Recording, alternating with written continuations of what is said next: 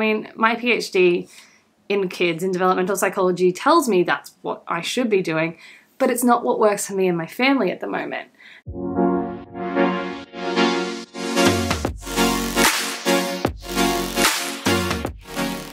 Hello everyone and welcome back to my channel. Is that what I'm supposed to say? I don't know. Anyways,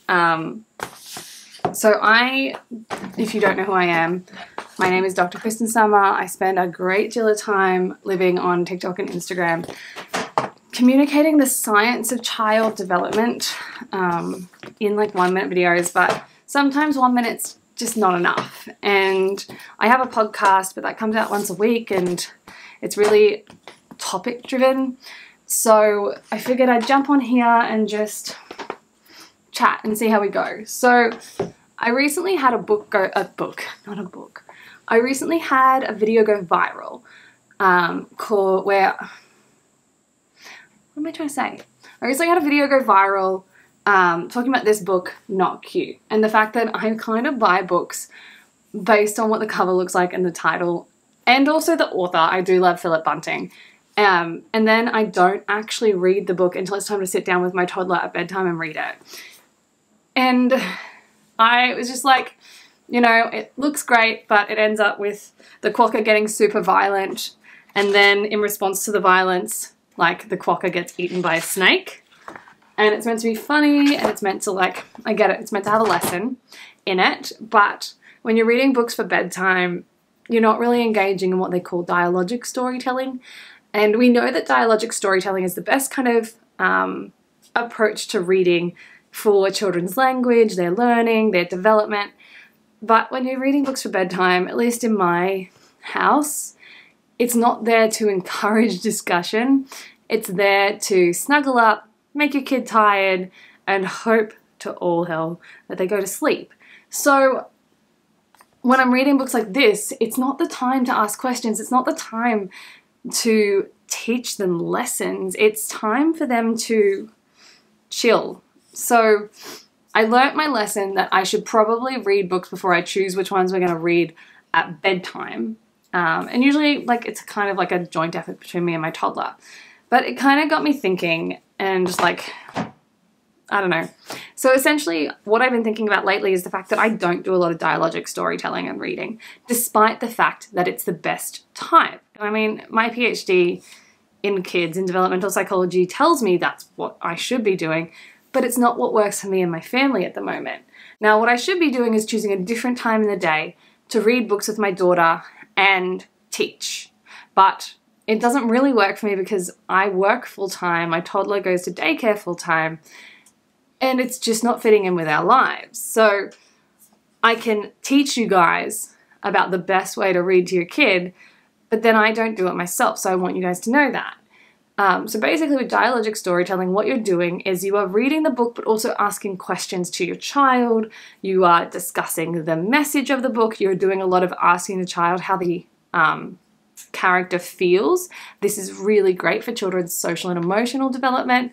And you're encouraging this discourse between you and your child, this talking, this conversation, this thinking about the book.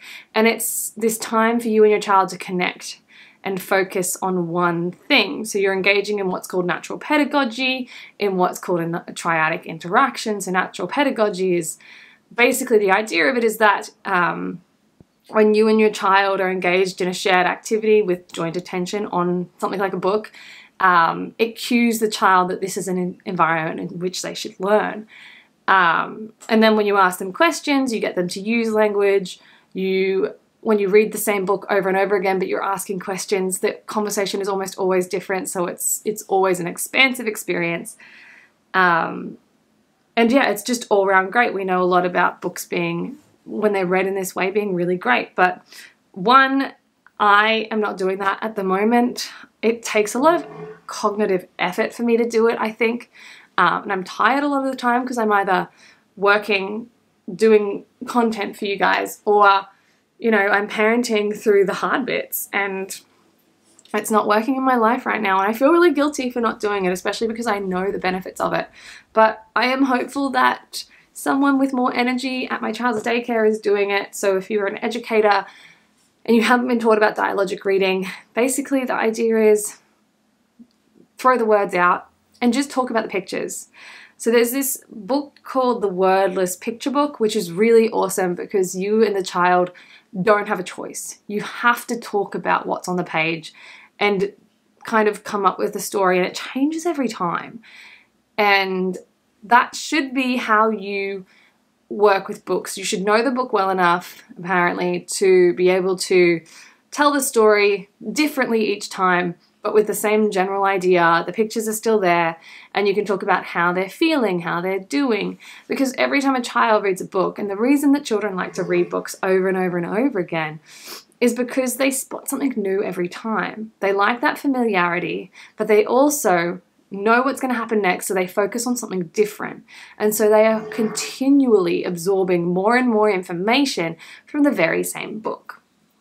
So in that breath, let's do books that I love in my house, even though we don't do a lot of dialogic storytelling. And I'll tell you what I love about each book. So, or each set of books. So the books that we read at bedtime are books that we choose for the parents, okay? Like, these are the ones that we as parents have found easiest to read, or at least I have. My husband, he doesn't quite love it, but we read books by Julia Donaldson mostly at night. My daughter likes them because they're basically like a spoken nursery rhyme. So they are repetitive, they're calm. Like the Gruffalo is, I think, a really famous one, maybe not where you are, but they are here. And it's really calm and soothing. So let me walk through the first page for you, just so you understand how calm and soothing it is. A mouse took a stroll through the deep dark wood. A fox saw the mouse, and the mouse looked good. Where are you going to, little brown mouse? Come and have lunch in my underground house. It's terribly kind of you, fox, but no. I'm going to have lunch with a Gruffalo. A Gruffalo? What's a Gruffalo? A Gruffalo? Why, didn't you know? So it's really calming, it's really soothing. I find them really great for bedtime. Except the problem with it, and the problem I'm running into at the moment, is that my daughter just asks so many questions at bedtime. And I'm really frustrated by it, because even though I'm trying to just like do a nursery rhyme in book form, she asks a lot of questions, and I'm just like, go to sleep. I'm tired. It's the end of the day. I don't want to do it anymore. And like, I have the knowledge, which I share with you, that gives me a perspective, but it still makes me frustrated. And that's that children ask questions because it's their job. It is their job to learn, and the way they learn is through asking questions. Why is that there? What does it mean? Is that real? How does that work? Who is that? What are their names? All these kinds of things. So those questions that you're being peppered with all day and every waking minute is because your child is performing their job, which is to acquire knowledge. And now, depending on the type of child you have, your child will ask more or less questions. So if your child has a temperament with high surgency, which is basically just a lot of talking, a lot of yelling, a lot of screaming, a lot of quick to react, a lot of just noise constantly filling your brain, that's really exhausting, and it can be quite frustrating. And I have to constantly remind myself that it's her job to ask questions, even when I want her to go to sleep, which is often, because I'm tired by the time we get to bedtime, because my kid doesn't sleep, because she goes to bed at 8 and she wakes at 5,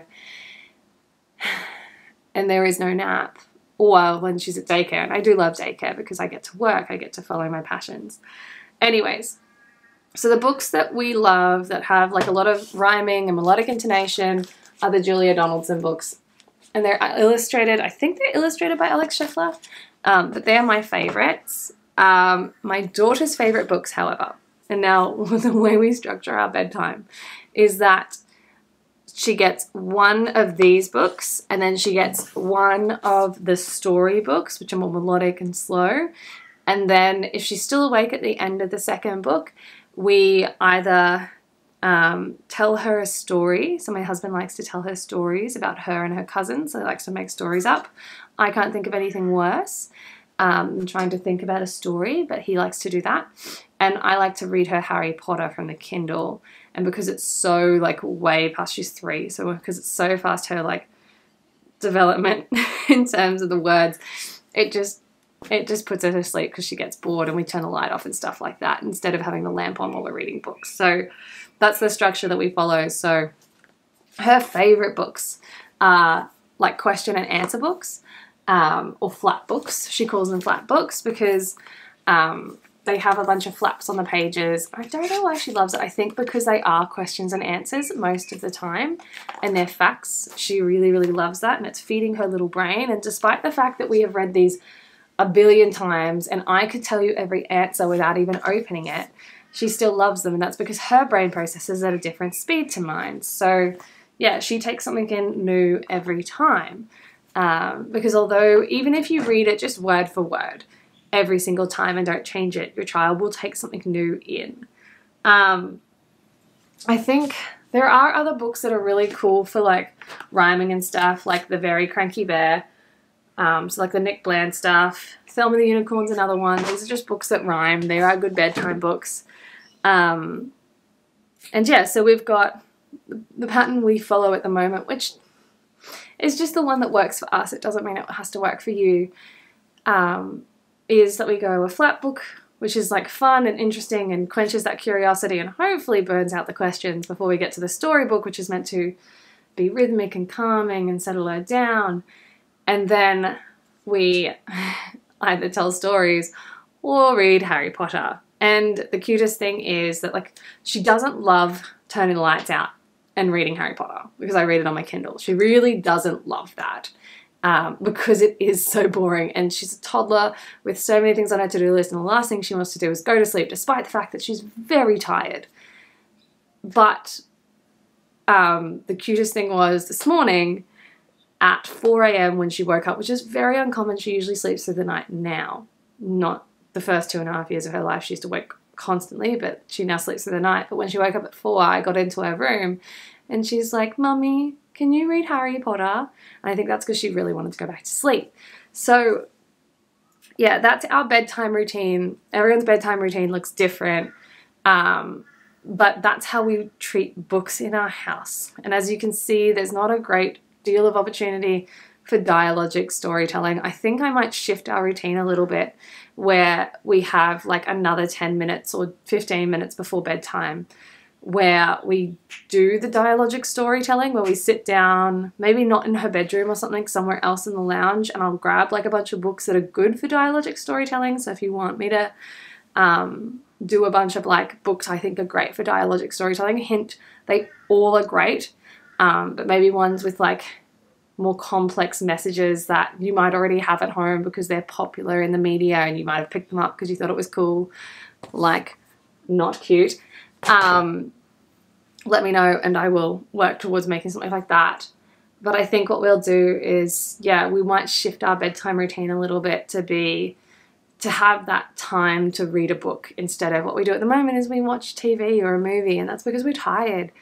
And that is okay, but I think I want to incorporate that into our routine. And being me, being autistic, I love a routine and it's really hard for me to shift routines. So we'll see how that goes, but I think that's something I really want to incorporate and I will report back to you.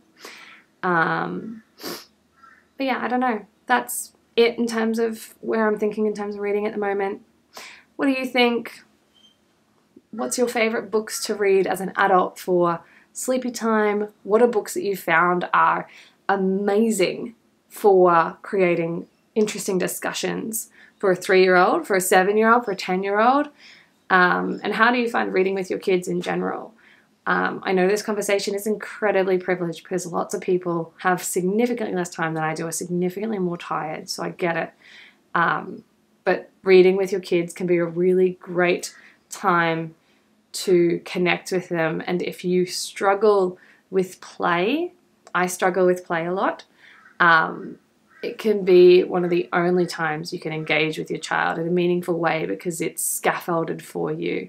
And maybe I have a colleague that I work with who designed a reading intervention for children with autism, but she also tested it on typically developing children and found that this like reading program designed for parents to teach them how to read to their kids worked really well for the neurodivergent children and the typically developing children. So I might find out what we can get from that to share with you guys if you find that you are also struggling with that more dialogic reading, so that more question and answer style connection conversation with your children. So let me know, and I will see you in the next one. Bye.